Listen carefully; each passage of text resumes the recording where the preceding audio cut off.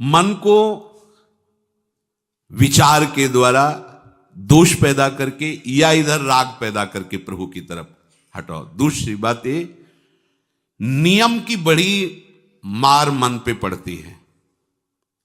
मन को मारने के लिए नियम का बहुत पालन करना जरूरी है।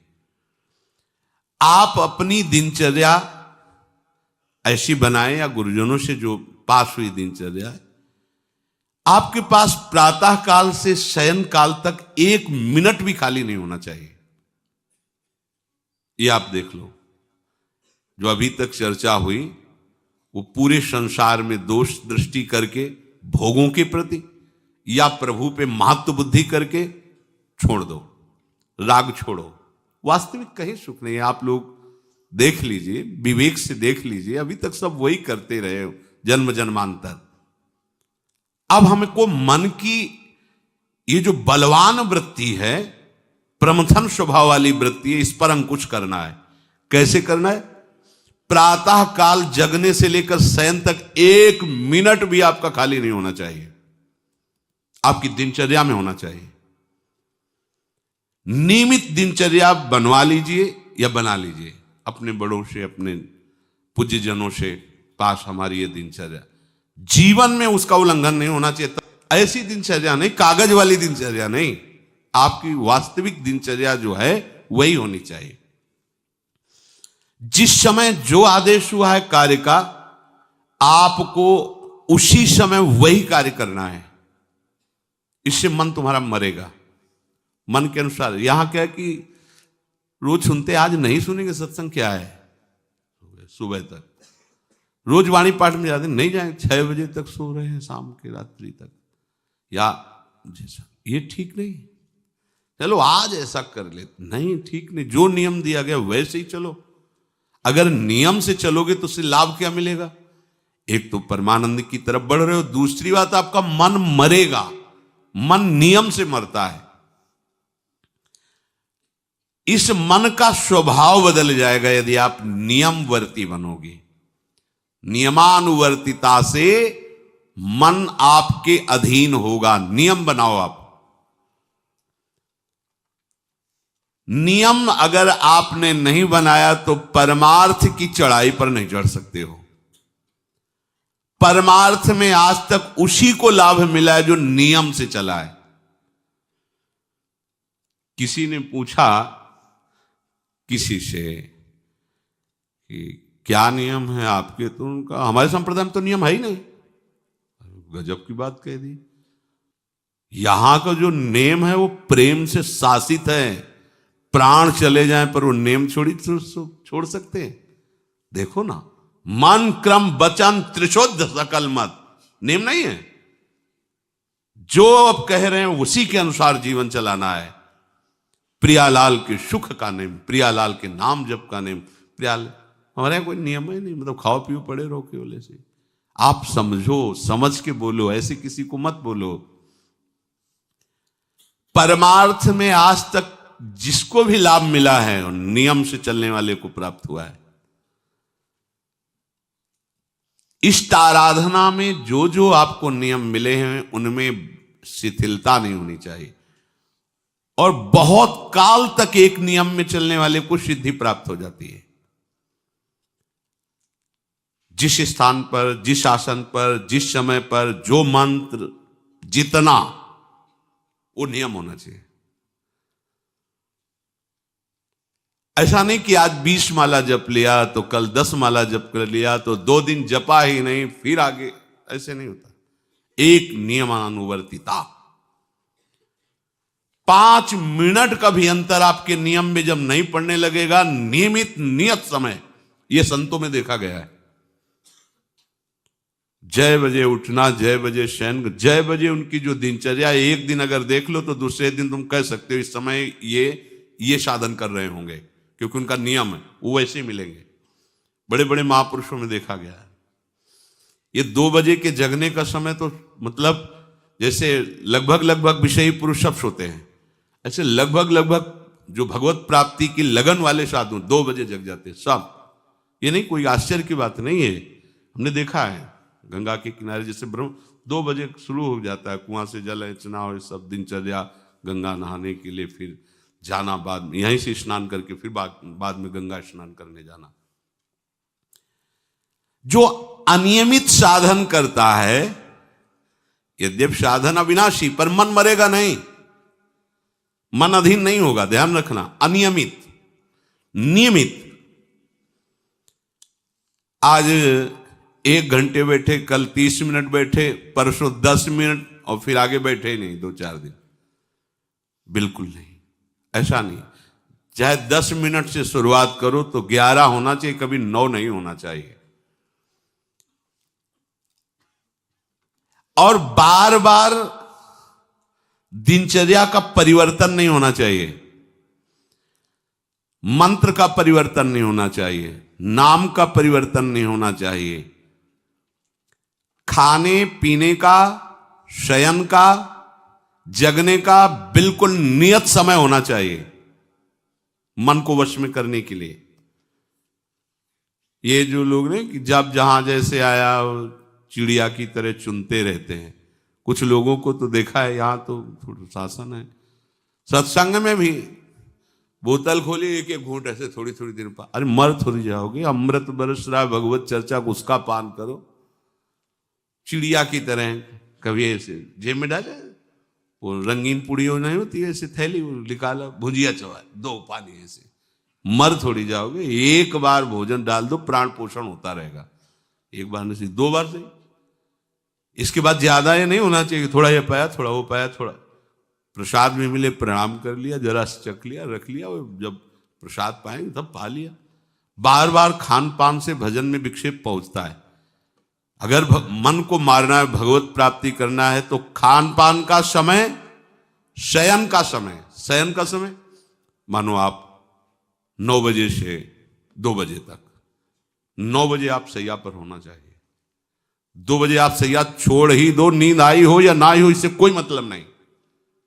नियम सो नियम, यानी आज रात में नींद नहीं आई तो आज सो लेते, नहीं, उठो तुरंत। आपकी दिनचर्या, अपने लोगों ने अभ्यास जब किया ना, तो उसमें यह नहीं कि जग के विचार करना है कि उठना है। जेव ही घड़ी पर दृष्टि गई, आज तक भगवत कृपा से कभी अलार्म नहीं लगाया, बचपन से लेके अभी तक। मिले ही नहीं घड़ी तो अलार्म क्या लगाए, गंगा के लिए घड़ी लेके कौन घड़ी देगा, गरीब किसानों के।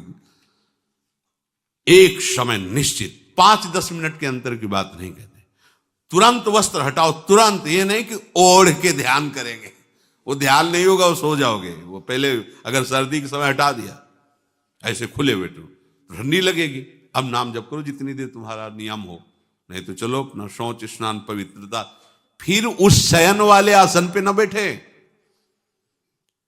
अगर फिर नहा धो करके बैठ जाओगे तो एक नींद पूरी और हो जाएगी उसमें। और प्राय लोग यही करते ना कि पहले तो बोले नहाने धोने की जरूरत नहीं, नाम जप कर लेंगे, उसी में बैठे। ओढ़ के अगर बैठ गए तो सूर्य उदय हो गए, कितने नाम जपा उनको खुद पता नहीं, क्योंकि वो कम्बल की उसमें, या नहा के जल्दी से ओढ़ के बैठ गए फिर सो गए। ऐसे साधना नहीं होती। स्नान करने के बाद फिर आसन में बैठ कर बहुत साधारण अवस्था, ऐसा नहीं कि खूब गरम गरम कंबल ऐसे ओढ़, नहीं, ठंडी लगनी चाहिए, शांत बैठ, आंख खुली। ध्यान नहीं करना चाहिए, आंतरिक ध्यान करो। आंख मूंद ली ना तो सुषुप्ति में पहुंच जाओगे। ध्यान पूर्वक ऐसे, जैसे चातक स्वाति की बूंद को निहारता है।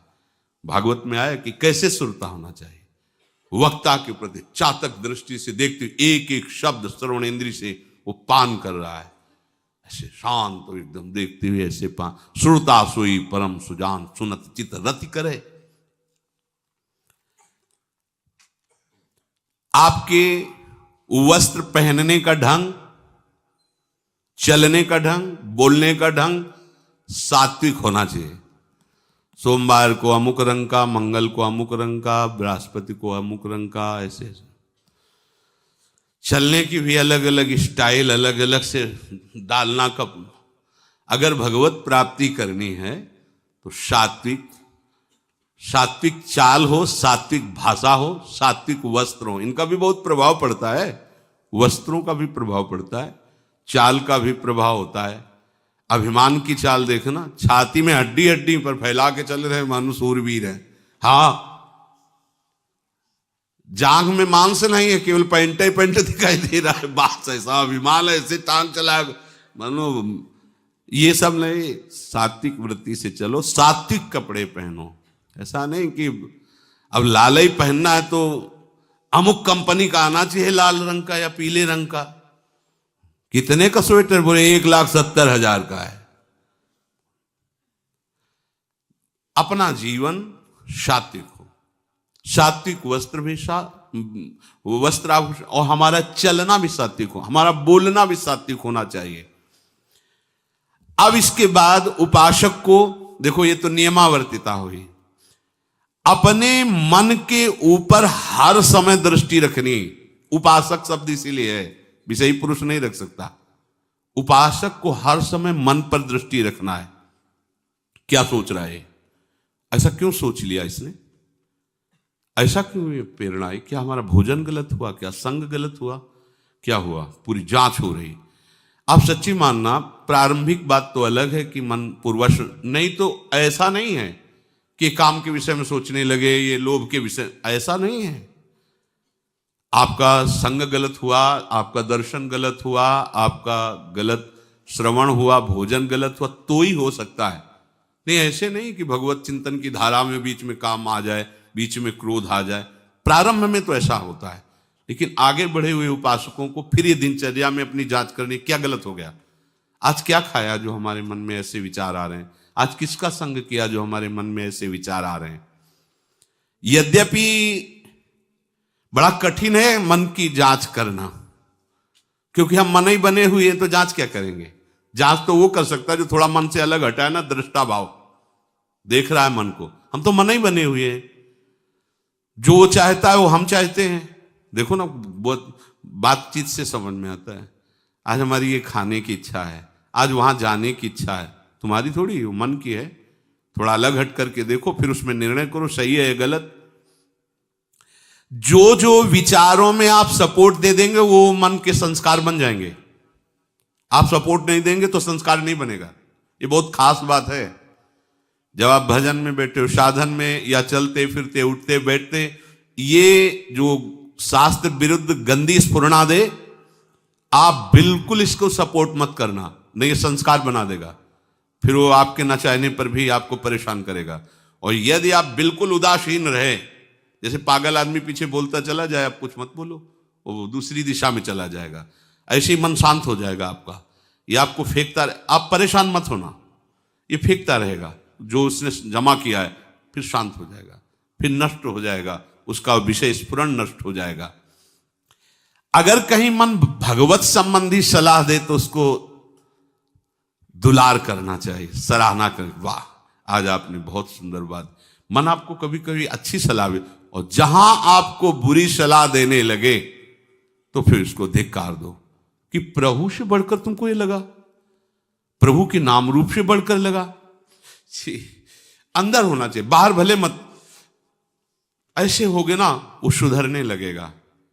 बस ये अच्छे से ध्यान रखो, जब ये गलत प्रेरणा करे तो या तो एकदम उदासीन, और या फिर इसको डांट लगा दो, प्रभु की तरफ चलना है, क्या गंदी बात अंदर। नहीं नहीं, अभ्यास से मन असत कार्यों को छोड़कर भगवत कार्यों में लगने लगेगा। धीरे धीरे जब इसको स्वाद मिलेगा तो पूरा का पूरा ये आपके अधीन होने लगेगा। ऐसा नहीं है कि मन वश में नहीं, मन वश की बात, मन की ताकत नहीं होती कि विषयों में चला जाए। आप करके तो देखो भजन, नहीं ऐसा होता तो पूरा जीवन बर्बाद हो जाए। फिर वो मन ही वश में नहीं होता, फिर क्या? नहीं, ऐसा नहीं। पूरे जीवन को पढ़ा है। साधु की सबसे बड़ी पढ़ाई मन की होती है, वो मन को पढ़ता है, पूरे जीवन मन को पढ़ा है उसने, देखा है मन अब क्या परिवर्तन, अब क्या परिवर्तन, अब क्या स्थिति, अब क्या स्थिति। सच्ची मानिए, एक दिन मन मनमोहन बनकर के अनुभव करा देता है। कहीं और अनुभव नहीं होता, इसी में अनुभव होता है। निहाल कर देता है, धन्य धन्य कर देता है। बस इसके असत वासनाओं, असत चेष्टाओं, असत स्फुरणाओं का आप साथ न दें, तो ये आपसे अलग हो नहीं सकता, ये भगवदानंद में डुबो देगा। इसे अधिक से अधिक भगवत चर्चा सुनाओ, इसे अधिक से अधिक प्रभु की छवि के दर्शन कराओ। देखो, भरो, मन में भरो, खूब भगवत चर्चा करो। प्रभु की श्री विग्रह, आप जिस कमरे में शयन करते हो उस कमरे में कहीं भी कोई सांसारिकता नहीं होनी चाहिए। परिवार की फोटो या किसी अन्य आकर्षणकारी वैभवशाली की फोटो, ऐसा नहीं, या कोई अपने आराध्य देव गुरुदेव संत भगवान, एक से एक भगवत प्रेमी महात्मा, उनकी संतों की छवि, प्रियालाल की छवि, जिधर दृष्टि जाए भगवत स्मृति में लगा दे। उठते बैठते अपना तो कमरा अंदर से ऐसा ही होना चाहिए, पूरे कमरे में नाम लिख लो, राधा राधा राधा वल्लभ सिंह, राधा राधा राधा राधा, या लिखी हुई टांग, बहुत आपको लाभ मिलेगा। जिधर अब राधा राधा राधा, अखंड स्मृति। और उस जो आपका वास्तविक साधन कक्ष हो, शयन कक्ष हो, अगर ऐसा हो जाए तो बहुत बढ़िया है। अन्य का प्रवेश ना हो, कोई भी हो, सदगुरुदेव की शिवा, आराध्य देव की शिवा, उसका आप देखना, इसका बहुत बड़ा प्रभाव होता है। कई बार इस बात का अनुभव हुआ कि जैसे बाहर मन विक्षिप्त हो गया किसी बात से, किसी उपासक से, और जे भी एकदम जैसे एकदम बदल गए व्यक्ति, और भजन बड़ी तीव्रता से होने, क्योंकि वहां परमाणु भजन के वो भागवती कक्ष होता है। इसके लिए भाई जी ने भी सावधान किया, अगर ऐसा हो जाए तो, मान लो असुविधा है तो कोई बात नहीं, अगर ऐसा हो जाए कि भगवत मार्ग के पथिक का जो वास स्थल है, जहां वो शयन करता है, बैठता है, उसमें सांसारिक पुरुषों का प्रवेश ना हो। इसलिए हो सकता शब्द लगाएगा, एक ही परिवार में रहते हो, आप ऐसा झगड़ा करोगे कि हमारे कमरे में ना जाए कोई रिश्ते नातेदार या अन्य परिवार के सदस्य, कठिन हो जाएगा। अगर हो सकता हो तो भगवत प्रेमी महात्मा के सिवा, भगवत भजन करने वाले के सिवा प्रवेश न हो, तो आप देखो कि उस कमरे में ऐसी परमाणु आ जाएगी कि आपका मन वहां प्रवेश करते ही भजन में लगने लगेगा, बड़ी शांति का अनुभव होगा। इसे खूब भगवत चर्चा सुनाओ, भगवत चर्चा करो, और भगवत श्री विग्रह के दर्शन कराओ, बड़ा लाभ मिलता है। जिसे आप जहां शयन कर रहे हो, सामने अगर अपने आराध्य देव की छवि हो ना, बार बार बार बार दर्शन का शौक, और कभी कभी तन्मयता एकाग्रता करते हुए अगर शयन कर जाओ तो स्वप्न में वही छवि के दर्शन करते हुए पाया जाता है। एकाग्रता का बड़ा महत्व है। अगर आप नाम में एकाग्र करके सो जाओ तो आप देखो जगते समय आपकी वही नाम चलता मिलेगा। मन के कहने में कभी अपने आप को मत फंसाओ। मन लोभी, मन लालची, मन चंचल, मन चोर, मन के मत चलिए नहीं, ये पल पल में कुछ और, ये भटकाता रहता है।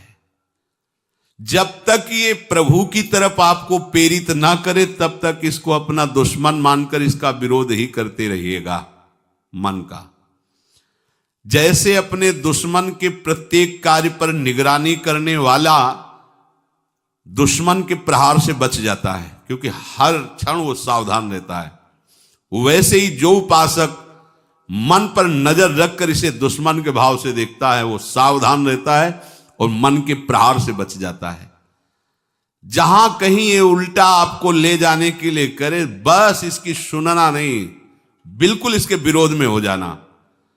ये बड़ा बलवान है पर तुमसे बड़ा नहीं, ध्यान रखना, ये तुम ही से बलवान है, तुम ही से खा पी के तुम्ही को पटकेगा अगर इसके अनुकूल रहे।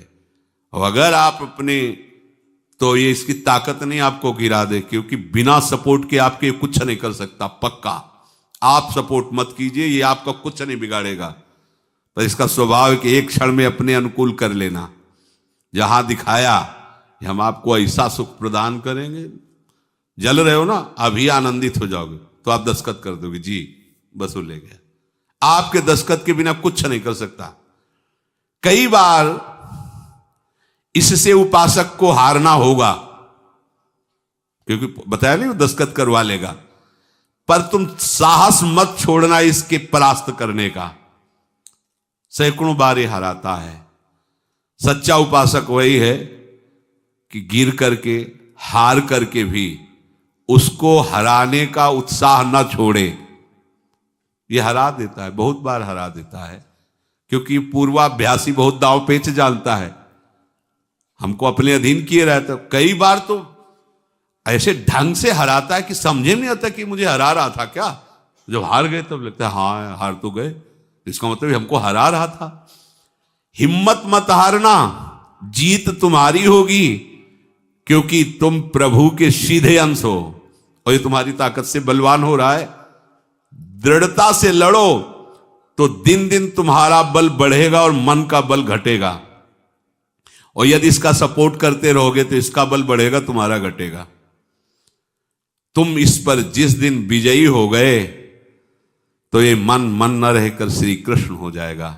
पर ध्यान रखना, ये बहुत चतुर है, ये कभी डरवाएगा तुमको फिर अपने अधीन करेगा। ऐसा ही होता है, कभी फुसलाएगा, कभी लालच देगा, कभी बड़े सुख का प्रलोभन देगा, परंतु तुम इसके धोखे में मत आना, भूल कर इसका विश्वास न करना। अपनी हिम्मत टूटने न पावे, लड़ने में कमी न होने पावे, इससे लड़ाई लड़नी। यह हम मन से तो लड़ते नहीं, बाहर झगड़ा करते घूम रहे हैं, इससे लड़ो, ये बेईमान जो हमको परास्त कर रहा है। अंत में आप देखोगे आपकी आज्ञा पर खड़ा हो जाएगा हाथ जोड़, अब जैसा आप जैसा, ये विश्वासी सेवक बन जाएगा। मन को कभी निकम्मा मत रहने दो। अब तो सब हो गया, वाणी पाठ भी हो गया सब, 3 घंटे तो कोई बात है नहीं, 3:30 बजे शाम के जाना है। 3 घंटे में वो इतना मसाला एकत्रित कर देगा कि 3 महीने में तुम सत्संग के द्वारा उतना सामग्री नहीं एकत्रित कर पाओगे उसको हराने के लिए। बहुत चतुर है, इसको खाली मत रहना। एक आदमी ने भूत सिद्ध किया, भूत सिद्ध हो गया। भूत ने कहा कि काम बताओ हमें, अमुक काम, एक क्षण में कराया, और बताओ। और क्या बताएं? बोले काम नहीं बताओगे तो उठा पटक देंगे तुम्हें, हम तुम्हें मार देंगे हम। वो जो भूत सिद्ध करने के लिए मंत्र दिया था, वो गुरु के पास गया, बोले महाराज वो तो कह रहा मार डालेंगे अगर काम नहीं बताओगे। ठीक है, एक लंबा बांस खड़ा कर दिया और कहा इस भूत को आदेश करो, इस पे उतरो चढ़ो, जब तक हम कोई काम ना बताएं तो यही तुम्हारे ऊपर का विषय। बस ऐसे ही मन भूत है, उठाक पटक देगा आपको किसी न किसी विषय में। इसको काम बताओ, क्या? राधे श्याम राधे श्याम राधे श्याम, चढ़ते उतरते रहो, इसे नाम में चलते रहो। जब और कोई काम होगा तो बताएंगे, चलो सेवा कर लो, बाड़ी पाठ कर लो, नहीं है ना, राधे श्याम राधे श्याम राधे श्याम। पक्का समझो भूत है, मार देगा तुम्हें। अगर राधे श्याम रूपी बांस में इसे चढ़ाओगे, उतारोगे नहीं तो पटक देगा किसी न किसी विषय में, फिर छाती जलेगी, दिमाग खराब होगा, डिप्रेशन में पहुंच जाओगे। ये ऐसे ऐसे कर्म करवा देता है कि लगता है अब भी इसकी जरूरत है। प्रभु के होके, प्रभु का नाम जप करके, प्रभु के मार्ग में अब भी इसकी जरूरत है। जो तुमने किया, जो तुमने सोचा, जो तुम सोच रहे हो, इसकी जरूरत है। बहुत सावधान, नाम कभी छूटे ना इसको। उसमें ये निकम्मा मन बर्बाद कर देता है। निकम्मा रहोगे तो इधर उधर की बातें सोचेगा। एक और बात बता दें, जब तक नींद ना आवे तब तक लेट करके भजन मत करना। किडनी थोड़ी खराब है तुम्हारी कि तुम्हें बैठने में परेशानी। अपने लोगों ने ऐसा किया है कि अब जैसे रात्रि में है माला लेके बैठ गए, अब नींद नहीं आ रही तब तक माला चल रहा है, भजन चल रहा है। जब नींद आने लगी धीरे से लेट गए, माला छाती में रखा है, अगल बगल कोई अपने माला में ही है। अब लेट करके कि नींद का इंतजार, तो नींद तो आए कि ना आए, लेकिन ये क्या क्या प्रोग्राम आ जाएगा वो आप देख लो। नए साधक सावधान नहीं रहते तो दुर्दशा अपनी कर लेते हैं क्रियाओं के द्वारा, अन्य चेष्टाओं के द्वारा। शयन के समय बहुत सावधान रहने की जरूरत है। दिन भर तो आपको ऐसी सेवाएं मिली हैं, ऐसे साधन मिले हैं जो भगवदानंद में डुबोने के लिए पर्याप्त हैं, लेकिन जो आपका पर्सनल समय है उस समय आप सावधान रहना। अब आप फुर्सत में लेट गए, जे भी फुर्सत सोच के लेटे कि सब हो गया, अब उसका प्रोग्राम शुरू मन का। अब आपकी इधर उधर चित्तवृत्ति, फिर मोबाइल जो पास है तो फिर क्या कहना है, मन को तो मानो अमृत मिल गया, वो आपको प्रेरित करेगा। जहां आपने कोई गेम ये वो नौटंकी नाटक की, जहां बस उसको मसाला मिल गया, वो आप काफी है, वो आपको ऐसी जगह पहुंचा देगा कि सुबह दिनचर्या में हाजिर नहीं हो पाओगे। कहां है वो? बोले अभी तो आया ही नहीं वो। क्यों? मन ने उसको परास्त कर दिया, इसलिए नहीं आया। बहुत सावधान। ये निकम्मा रहेगा तो बुरी बुरी बातें सोचेगा। खास बात है, दिन भर सावधान रह सकते हो माना, लेकिन शयन के समय जब आप अपनी सैया पे गए, आप होश ठिकाने रखो, बिल्कुल सावधान। यहां थोड़ी तुम्हें सावधान रहने की जरूरत है, अभी तो सावधान है ही हो, नहीं तो अभी खड़े हो, तुम्हारे पितर तक तृप्त हो जाएंगे अभी है। लेकिन कमरे में सिटकिनी बंद, अब शयन के लिए गए, आप होश में, यही होश खो जाते हैं। ध्यान रखना, मन आपसे ऐसी चेष्टाएं कराएगा, क्रियाएं कराएगा, ऐसा दर्शन कराएगा, ऐसा सोचवाएगा, पूरे दिन की साधना को मटिया पलेट कर देगा, पोछा लगा देगा। हमारी प्रार्थना मान लेना, जब तक नींद ना आवे तब तक सोने के लिए आप लेटना नहीं। यदि जवान साधक हो, माला हाथ में, ऐसे दोनों हाथ कब्जे में है, जवान से नाम या मंत्र अंदर। अब थक गए, सो गए तो ऐसे सो जाओ, आपकी शैया परम पवित्र है। अगर घंटा 2 घंटा इंतजार नींद का, तो पक्का वो भ्रष्ट करा के रखेगा, पक्का। हमारी बात लिख लो।